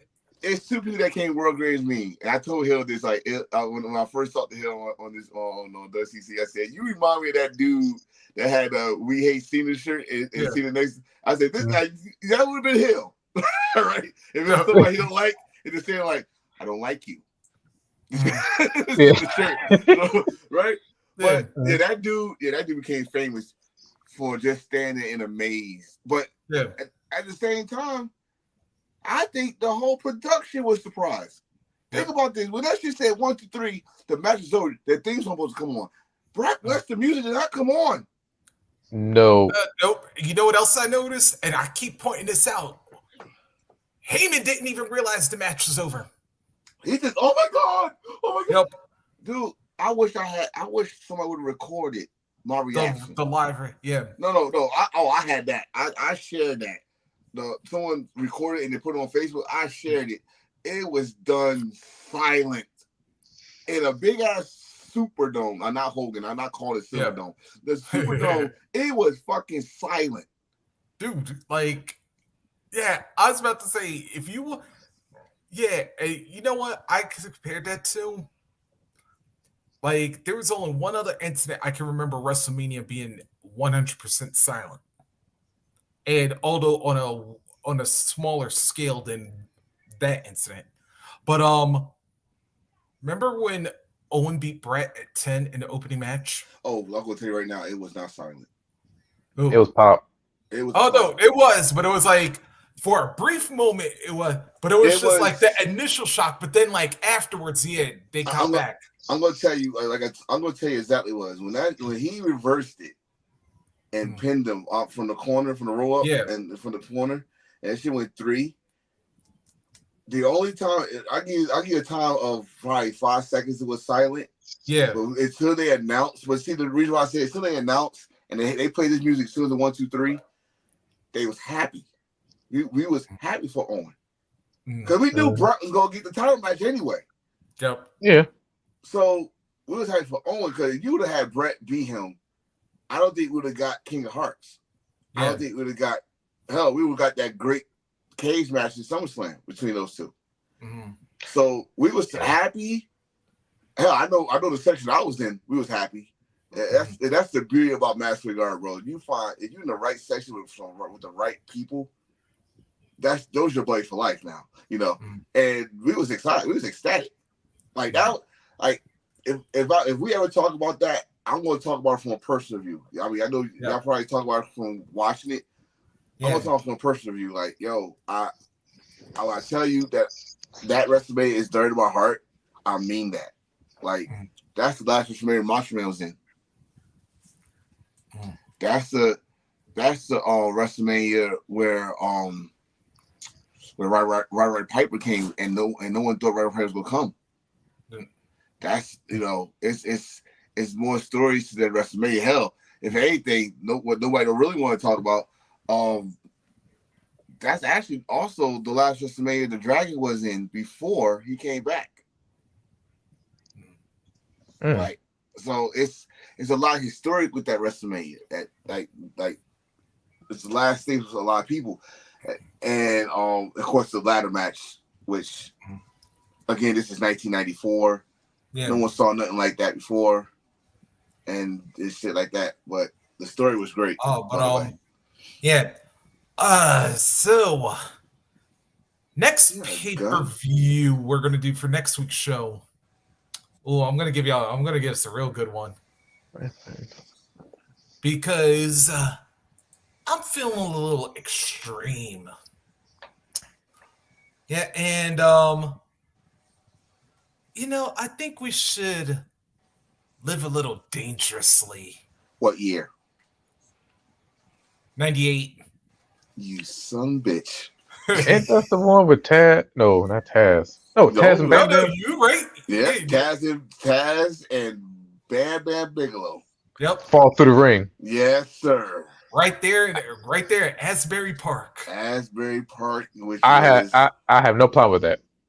Oh, listen, I had no problem with that. Was a great fucking pay-per-view. Mm-hmm. It has its moments, but it's ECW, so they get a pass. They do. They get a pass. It's ECW. Yep. They do anything to entertain. I do got a question about that show though. Yep. Did they know that ring was gonna collapse? It was planted.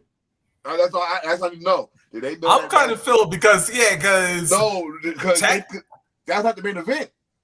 So the next match had a big hole in the ring with a fucking caution tape. Oh yeah, with Sabu. Oh yeah, with Sabu and Fonzie or Sabu and Sandman. Yeah.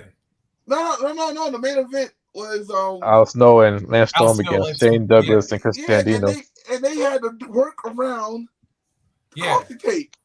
Like so this was not planned. Because usually when wrestling do that, they got time to fix it back up. Yeah, well, like I said, they had 2 matches where they had to do it because remember before the tag match, there was Sabu and Sandman and Oh yeah, we go definitely. We have to have fun with this one.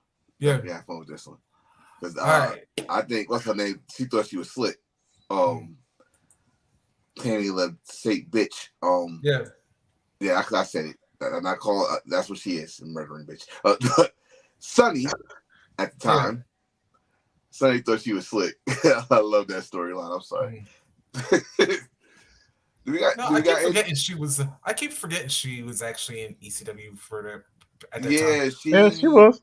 Because I knew because she was still managing like. Oh no, wait a minute. Actually, she left LOD before that time. So she left. She left because they wanted her to do something that she didn't want to do, and she was working on her marriage with Chris Candido. Yep. She was already in deep shit. That's what we should. I really want to talk about her.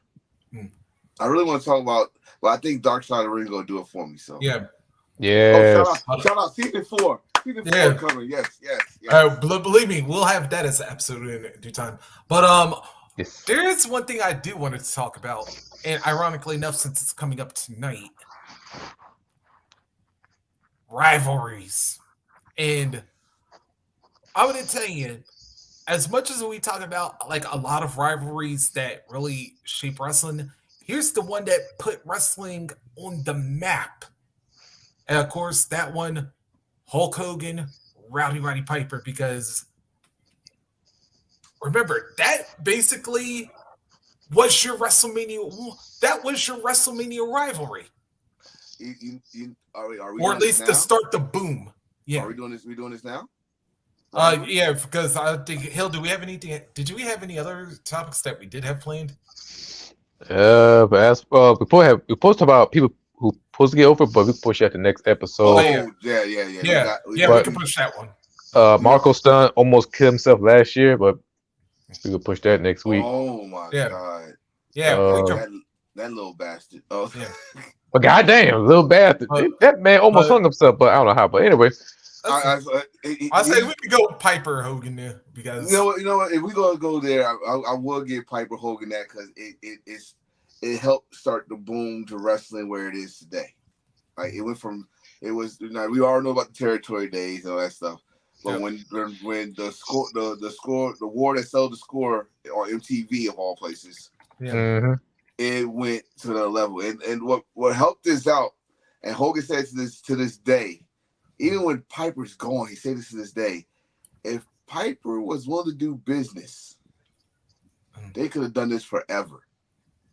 Piper did not want to lose to Hogan. And remember, he had not been pinned around that time until Bret Hart in WrestleMania 8. Yep. So Piper was not pinned. He was either disqualified or some stupid count out or he'll pin you. Actually, I can kind of well, at least on TV, yeah, you're right. Right, but on TV. I actually found out after the fact, Flair actually pinned him on a couple house shows. Well, who do you think Piper respect more, Flair or Hogan? Flair. Exactly. Yeah. Exactly. So, but if you go to rivalries that way, my rivalry is a rivalry that can stay. Oh, and that's like because it was War to Settle Score was before WrestleMania. You're right. Right. I was trying to remember what was the other one. The Brawl that ended all, right? Yeah, Mike, Mr. T and Ray Piper were in a boxing match. Oh god. Before. Oh god. The simulcast WrestleMania 2. But see, when I think of rivalries, I think of rivalries that can last long and Yeah. make other people come into like stars. And since we Yeah. said ECW, Tommy Dreamer and Raven will Yeah. always be that rivalry to me. And it's still a rivalry to this day. Like if they got to in the same building, Raven gotta find a way to screw Tommy Dreamer, or Yo. Tommy Dreamer gotta steal his girl. So, Yeah. but you gotta think about it. It started out with those two. Then it Man. went from like Tommy Dreamer against primetime Brian Lee, people like that to get to Raven. Raven, he had not pinned Raven for over 2 years until he left for WCW. Mm-hmm. I like that rivalry. I like Triple H and Rock. I love, of course, Stone Cold and Rock. Taz WCW Sabu. Taz and Sabu, because it took a whole year for Sabu to respond to Taz and stuff like that. Sting and Ric Flair. Andre the Giant and Hulk Hogan for so many different reasons. Mm-hmm. They had to turn Andre heel to go against Hogan. They couldn't do face versus face. I don't understand why. But they did with Hulk Hogan and Ultimate Warrior, which that's kind of strange. Exactly. And that's not, I don't even call that a rivalry. Like, that was just like, there are two major stars. We got to see who's going to be the top guy. Blah, blah. Like, they couldn't have two number one guys. I mean, shit, Vince, we did it with Rock and Stone Cold, But another rivalry, and I'm gonna try to stay today. Okada, Kenny Omega. Classic. Okada, Yep. Jay White. Yep. CM Punk and Cena. CM Punk and John Cena. CM Punk and Cena. CM Punk, MJF. Yep. If I go say current today, I know how you feel about MJF. I know how you feel about MJF. But at that time, before we do the bullshit, that shit was hot. That was much talk. That was much see. And they was bringing old shit that I totally forgot, like the devil shit. Not how he said the devil now, but when he brought back the promo that CM Punk did, that he's going to WWE, all that shit. By the way, thanks for ripping off Usual Suspects there, guys. I'm about to say that shit too. I'm they get it from Usual Suspect. He the wrestling rip off a lot of things from movies. Yeah. Movies also rip off the wrestling, so it's a fair trade off. There you go. Wait. I ain't see rip off of Power and Snowfall. That's true. Wait, they know better than to try to rip off. No. Oh shit. Wasn't just still something from one of those shows? Yeah, it was what's the old boy? God damn it. Ricky Starks. Yeah. He stole that shit from Franklin from the damn Snowfall. Yeah, he did. Yeah. Brick by brick. There you go. We know it's gonna happen, but now there's another rivalry I can think of that I liked. If I go to TNA, AJ Styles and Christopher Daniels. Yep. Classic. If I go to Noah, Kenta Ibushi against Masawa. Yeah. Violent. No. If I go to All Japan Tanaka and Mike Awesome. Tanaka and Mike Awesome, FMW to ECW. Ooh, that's epic. If I go to All Japan, Stan Hansen against either Masawa or Kenta Kobashi, because he was going. Or hell, even in New Japan with Vader. Which, by the way, everybody, I just want to say this. If y'all did not see that infamous matchup that explains why Vader now had to wear that damn mask, I'm going to warn y'all right now. Yeah. If y'all have never seen an eyeball come out the socket and put back in, don't eat before you watch the match. Right. I'm just saying. It ain't that bad. I've seen it a little bit. No. It was gruesome because his eye was all like what's that shit with that black dude that looks hard and his eyes is poked out. Like, it was like kind of got like Uncle Ruckus' eye, but worse. It was hanging out. Yeah, you ever see like those trick glasses that you see like in a gag store or Halloween where they got this with the eyes coming out with the springs attached to them? Yeah, Yeah, it was like that, but without the damn spring. Well, that's what he pulled, and that's when he pulled it back in. But when he caught it, it was hanging out. That's a tough motherfucker. God rest his soul, Vader. I'll be crying, bitch. I'll be crying, bitch. But Medic. I would say was the one thing though that I'm gonna love about that made me think about wanting to talk about Piper and Hogan's because you think about something and this was something that really emphasized the rock and wrestling connection because remember what started this was of course like you said the brawl start but also his interaction with Cyndi Lauper.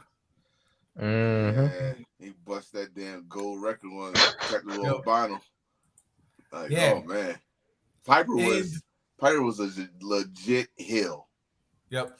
Like he did not give a shit. And you know, you could do that today. to like fast forward into 1986. I thought of something Piper said in that promo at Halloween Havoc. Do you think they would have loved you so much if they didn't hate me that much? He's right. Yeah. That's the job. That is the job of the heel. And now, I know. I give this little fucking schmuck some credit here, but damn it, this is why I'm gonna give him the credit. This is why I say MJF, not the best heel of the damn business today, but he's a good heel. Think about this for a minute. And I think I said this before. When was the last time that at the same time, Jungle Boy, Darby Allin, and Sammy been this damn good on the microphone? Can't think of it.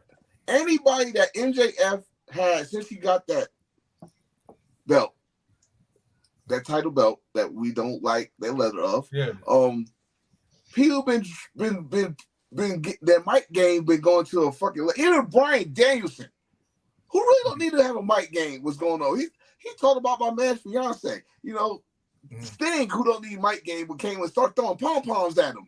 Okay, anything you do was good. Yep. Ricky Starks, who called him Maxi Pad. Yeah.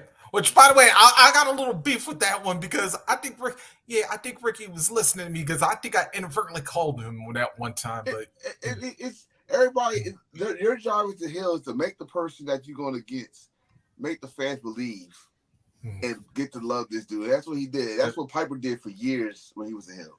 Yep. But when he was a face, oh my God! I got one rivalry that don't want to talk about with Piper. Rivalry between him and Rick Rude.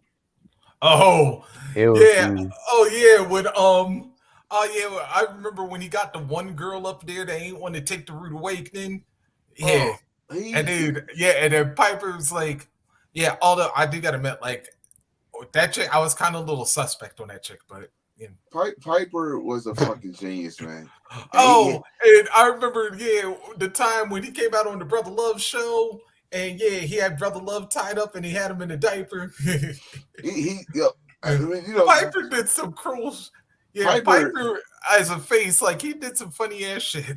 Piper was like out of this world,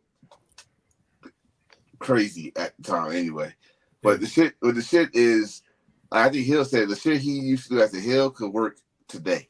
The shit he used to do as a heel back then, like body slamming Cyndi Lauper, body slamming the producer, interviewing records, messing up hillbillies' weddings. He said, "This is not natural. This is." And hell, you think about it, even as a face, he could still do some shit because I remember only Rowdy Piper could get away with doing the LL Cool J line on Nitro. Yes, he can. Yes. That's right. Slap Roddy Piper, you ain't get a hassle. Eric Bischoff, you're a liar. He was like dude was great, and if he had a rivalry, him and Ric Flair rivalry. I like when it comes to Flair, I could probably got with one hand the rivalries I love with Ric Flair. Plus him and Dusty Rhodes. Him him. I him put and about you would have about you would have to use every body part to count every rivalry. Right. Like him and Dusty Rhodes, him and Ricky Jackson, him and Barry Windham, him and Rick Rude, him and Vader, Terry Funk, of course Terry Funk, him and Sting, Savage. him and Savage. God damn, that went to two companies. He crippled Macho Man's daddy, for God's sake. It's Ric Flair rivalry. If I go hell, I'll go with WWE right now. His rivalry with Shawn Michaels, his rivalry with Triple H. His rivalry with Randy Orton. Ric Flair got some classic rivalries. I could go before I was even born, before I was a sperm my fucking nutsack. The Briscoes against the Funks. Okay. Oh yeah, because I remember Jack, especially with Jack and Dory. Right, Harley Race against the Funk family. He always took the belts from the Funk brothers. Or if he didn't take it from Dusty. It's rivalries, good rivalries. Can make you talk about them forever. Yeah. Mm-hmm. And that's one thing I like about the rivalry series is that you actually get that there's a lot of things that we do know, but then they also give us a couple of things that we don't. And that's one of the things where I'm looking forward to when it comes to Hogan versus Piper tonight is that, I'll put since you talk about that show, I had to look at it differently after I watched that show. At first, I was one of those guys that was sick of Brock Lesnar and Roman Reigns. Mm-hmm. But after watching that show, I had to look at it like, you know what? It did tell a story. It did tell a story. It did the point that Roman had to be an evil son of a bitch to finally beat Brock. Damn. Because all the good two shoes and big dog, not with Brock. It was not working. That dude bust you open at WrestleMania and embarrass you in front of your daughter, too. True. But, although he's still technically a face when he finally did beat him at the one SummerSlam, but that was mostly because Brock got distracted by Braun Strowman with that damn Money in the Bank. Right. Right. So I mean, it's when we sick of stuff, and we gotta wait the years later to appreciate it. How about this one? I'm gonna throw this one while I finally appreciate it now. Randy Orton and John Cena. Yep. I've been appreciate that during the Ruthless Aggression era until the PG shit took over. I'm gonna tell you why I didn't appreciate it because I had to live through that shit. I was there. No. I'm talking about when I was at the show. Hell in a Cell. The first Hell in a Cell pay-per-view was at North. And I had to watch John Cena and Randy Orton for the umpteenth time. And they fucking potatoed my the spinner belt. I like that time. And they potatoed that shit. Like, okay, John beat him this pay-per-view. Then Randy beat him this pay-per-view. Yep. Then that pay-per-view, John beat him this. I was like, oh my God. Oh, yeah, that Iron Man match, yeah. I'm like, oh my God. Was it the Iron Man or was it I Quit? Nah, the first one was when John beat Randy the first time. That was I Quit. Okay. Then Randy won the Hell in a Cell, and then bragging rights. Yeah, John won the Iron Man match. Oh my God! All right, is this over? No, it's not over because then a couple of years later they had a rematch at Hell in a Cell just for shits and giggles. Let's just put them in the Hell in a Cell and have a match. Yeah. Then they had they had to unify the titles. Yeah, like But what I appreciate about it now is that what many people forgot, they started in OVW together. Yeah, and they came up right around the same time. Pretty much the same time. And so, and the only difference was, and they both was not working. Like the characters they came up with, it was not working. And even though Randy was a third generation star, he was on the breaking point to getting fired too. Yeah, but. Well, Randy really didn't have a character until he started doing that whole Randy News Network when his that's what I'm saying. His shit was not working. Coming out doing his old uncle shit, doing this and all that shit. Like, that shit was not working. That's not you. It's not you. Flag on the play. It's not you. Hold it. Go back. Get your shit together. But and that go with John where the home team's color tight whiteys and shit and coming out. Yeah, I'm happy to be here. No, it's like, damn it. I was like, I was about to say, you could at least let a little bit of the prototype come. Right, he waited till he started rapping to do the promo site, and I don't think a lot of people caught on that unless they knew who it Yep. was. But I mean, the OVW boys had some good rivalries. Yeah. Not just Randy and John. How about John Batista, Randy Batista? Let's put some Shelton Benjamin in there. Yep.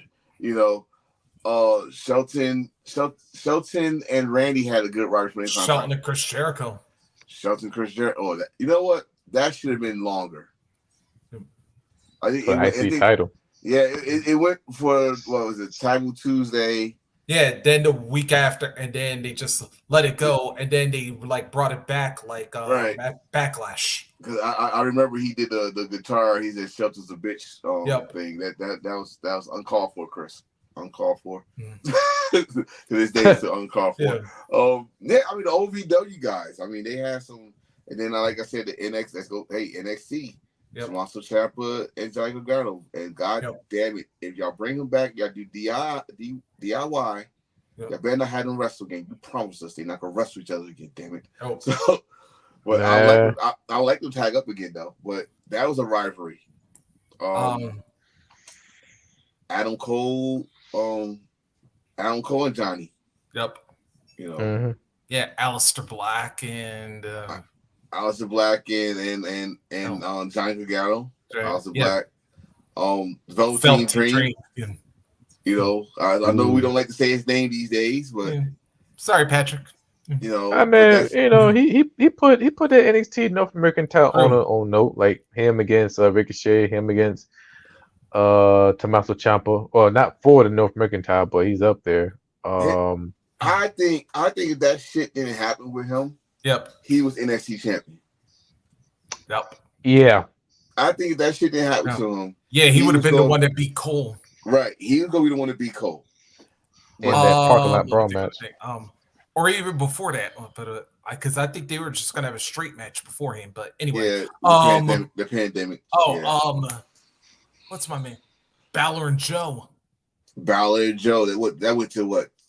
3 straight takeovers. Yep. Yeah. And Joe had to beat him at a house show. Yeah. House show. Don't forget, like then they eventually became the first. Yeah. By the way, what is it with the Demon losing to Samoans? Because first he loses to Samoa Joe to have his first loss in WWE, and then he lost his Samoans named Joe. Yeah, that's my point. Yeah, it is. Because and then of course the Extreme Rules, which by the way, WWE, why did y'all have to? That turnbuckle broke. That is not how you keep someone strong.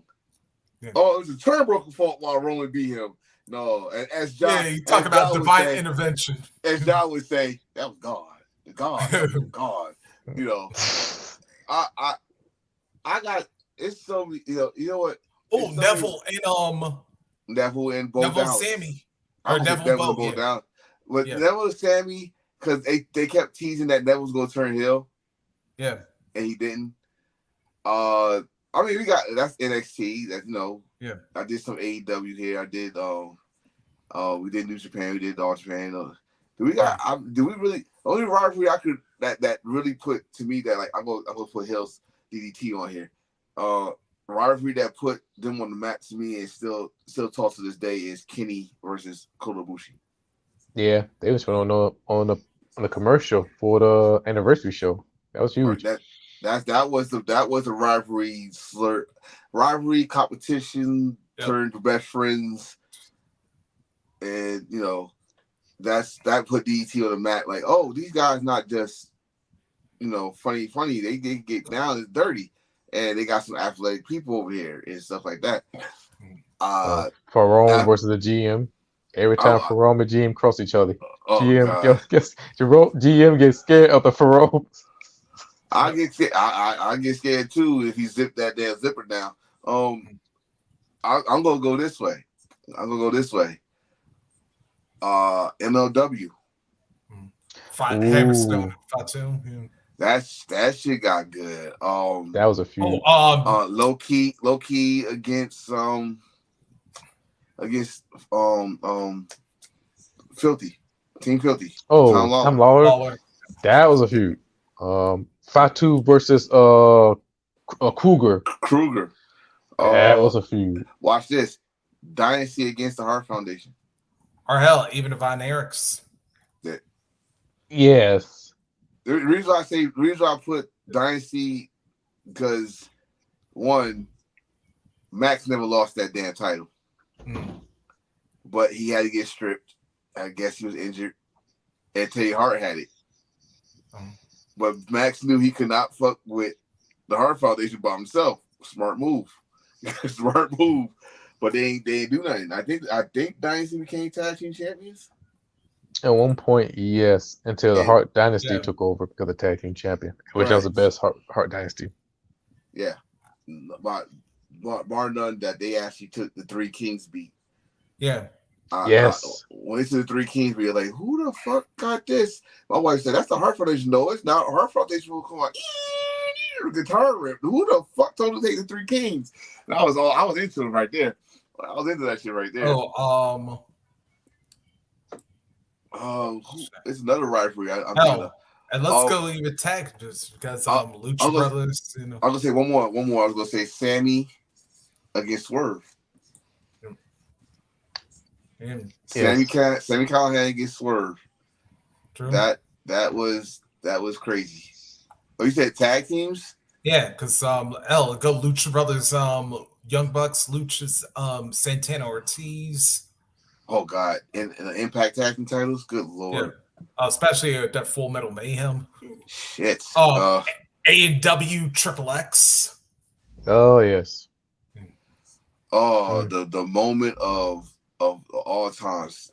Skip walking that damn cage. That's yeah. I'm glad it worked because he went the other way. We remember for a whole different reason. Yeah. He'd be on Black History Month. Yes. Yes. Yeah, of course. Perhaps one of the premier tag team feuds in wrestling, Rock and Roll Midnight Express. Yeah. Oh yeah, everywhere they went, they had a few. Even the new Midnight Express had to fight the Rock and Roll Express. Yep. Briscoe Brothers from Ring of Honor. Yep. Yeah, Briscoes. Yeah, you could put like that'd be a whole episode by itself with their rivalries. If anything, the first one was called Briscoes against God. Yep. Yeah. Briscoes against God. What was Jimmy Jacobs and Scum? No. Jimmy Jacobs and Tyler Black, Seth Rollins. Oh, the Black and the Brave. Was it Black and the Brave?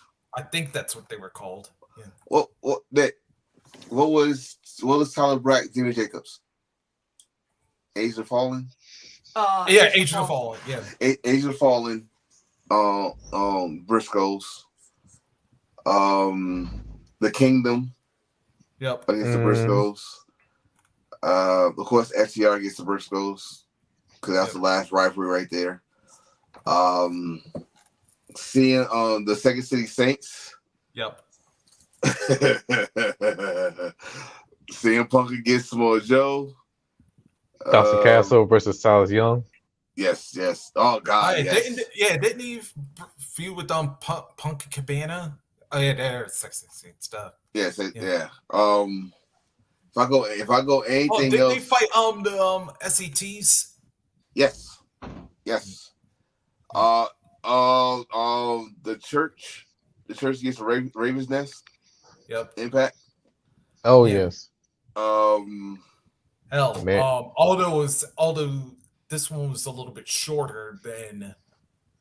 Yeah, but somebody getting fired.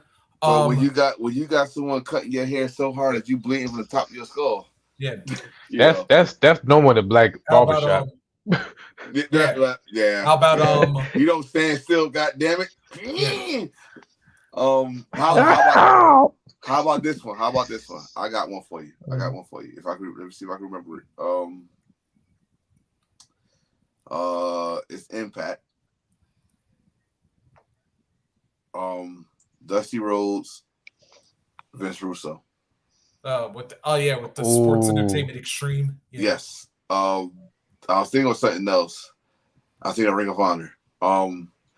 Jay Lethal, Jay Briscoe. Yep. Yes. Um, Adam Cole and Jay Briscoe. No. yeah, How Yeah, Adam Cole and about Jay Cole and Briscoe. O'Reilly? Cole O'Reilly is their fight forever. Just Hmm. like Kevin Owens, Kevin Steen, and El Generico, Sami Zayn. Yep. Fight forever.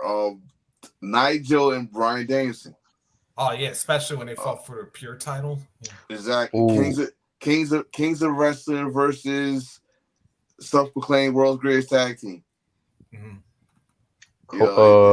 Cody Oh, how about Rhodes versus Kenny Omega. that was an interesting story. That's what made me watch Being Elite. How about That's what did it. how about War Machine? Say it right. Yeah, just trying to think of who I wanted to put him against. War Machine. Keith Lee, and goddamn Shane Taylor. Yep. Yes. Oh yeah, that's her. And then who did? Yeah, did War Machine beat the Kingdom? Yeah. Yeah, to become the Ring of Honor tag champs. Yeah, that ended the Kingdom right then and there. Cause I think that's when Mike Bennett went to Impact. Mm-hmm. Mike Bennett gets Moose. Yep. Ooh, yes. That's bullshit. Moose shit. That's the beginning of Moose shit. Moose, yeah, shit. I was gonna say Moose EC3. Yep. Moose, Josh Oh, Alexander. Yeah. I love that shit. The TNA World Championship. EC3 and Matt Hardy. The double turn from hell. You know, Yeah. I mean, Jeff Hardy It's against iconic. Jeff Hardy against CM Punk. Yep. And I was just talking about that. That one kind of took a turn though. Because I want you, Hill. I want you, Reese. Are you joining us tonight on Hill for Life tonight? Actually, I'm not tonight. Okay, if y'all got a chance, I know you're gonna watch the playoff game. Yeah, because I'm gonna do the same. But watch it and wait for Hill Heat. Mm-hmm. Reese, you saw a sample of what we talked about. Yeah. Just a sample. I'm gonna get into detail with this one because that's what I was when I said CM Punk and Jeff Hardy. Yeah. And CM Punk and we just say CM Punk and Cena, right? Yeah. Yeah. CM Punk and Chris Jericho. Oh man, Extreme Rules. That got personal. Oh, even going back before WrestleMania. Right. Like this. Like I'm going after WrestleMania. He hit him with that damn jack. He threw jack on him. Like I don't know if that was real, but they made it seem like it was real, right? Since you went there, Jake the Snake and Jerry the King Lawler. That was funny. Oh yes. That was hilarious. Mm-hmm. That was funny because Jake acted like he was drunk and and he sucker King right into him. Right. I mean, we could talk about rivalries all night. Hell, Kurt Angle, Samoa Joe. God damn, Kurt. Ooh. We was just talking about that. Yeah.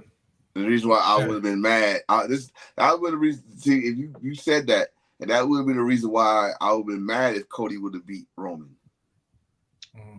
Okay. The same rule applied. The same rule applied there. That you brought a Dirty E guy to beat the guy that beat up your whole roster. Yep. So you brought you get what I'm saying with Cody. Like you brought the AEW guy to beat up the guy that sacrificed your whole roster. You know what I mean? And RVD Jerry Lynn. Come on, man. God damn. 2 years, like living dangerously, or up to Hardcore Heaven '99. That's a good rivalry over TV title. That's a great rivalry for a mid-card title. At that, and a title that was to me outshined the heavyweight title. Yeah, especially because like in the latter part of '98, franchise wasn't even that active. No, and that's the thing because when Taz got the title, it's not saying that Taz didn't have no great matches. He had a banger against franchise. He had a banger against the Dudleys. He had a good one against Sabu for the FTW and stuff. I think he could have been champion if he didn't sign with WWE. He could have been champion for a long time, but he did what was best for business and put it was going to be a one-on-one match between him and I think Tanaka. Mm-hmm. Then Mike Austin came in. He said, "Let's make a three-way dance so he get himself eliminated." Yep. I mean, I'm sorry that people don't talk about it, but Taz was a different breed. Yep. Before he got WF anyway, he was a different breed. Ain't no way that I'm gonna go out like that. Mm-hmm. You don't see nobody going out like that. They trying to find a way to make themselves look strong before they leave the company. Mm-hmm. This dude got embarrassed in the first 4 minutes of that match. Mm-hmm. And then walked out to the stand. When have you seen Taz crying? Never. And the whole roster was out there with him. And you got Tanaka and Austin looking around like, what you want us to do? Paul had to tell him, like, do what y'all do. Just go. Do what y'all do. Yeah. Go. Do what y'all do. And Taz tell him, go ahead. Get it done. Like, that was. Oh, yeah. I just saw another one. Yeah, it's speaking of for mid-card championships. Yeah, let's take this one way back in the day. Benoit and Liger. Mm. That was like a mid-card title. That was a whole different division. Yeah. You said Liger. Let's go Flying Brian Pillman and Liger. Oh yeah, especially like Super Brawl 2. Like that Liger. Hell, Liger by itself got too many goddamn rivalries. Hell, Liger and Owen Hart. Liger and Muda. Yep. That's my favorite.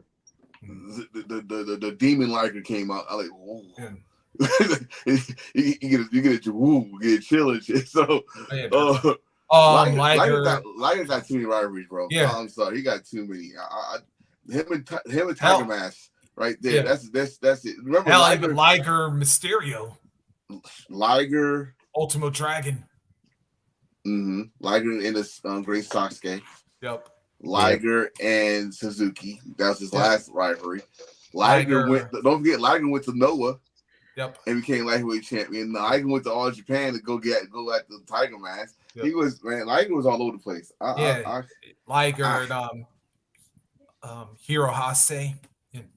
Yeah. And then he came out retiring just to retire with Liger. Yep. I mean, it's so many names. Chono and Muda. Good Lord. Good Lord. He got a whole bunch. Yep. Who Muda or Chono? Chono. Yeah, Chono. You said Chono Muda, Choto, and Tenzai. Choto, Rick Rude. That's personal rivalry. That's not even business right. That's personal. He do not like Rick Rude. And when he found out Rick Rude was in the Bullet Club, he was upset. He was upset. He was upset. Muda Sting. Muda Sting, of course. Muda and Antonio Inoki. Oh, damn, that was personal. I'm trying to think of another one. What was his Muda and his Three Musketeers? Hashimoto. Hashimoto, and we said Chono. Yeah. Then if I go to All Japan, Muda and God damn it, shit. Because he was Muda and Keiji Muda there, and I was just watching it too.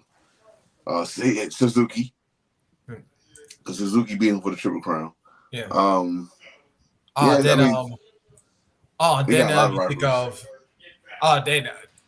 just thought of another tag team, although they kind of weren't a little infrequent.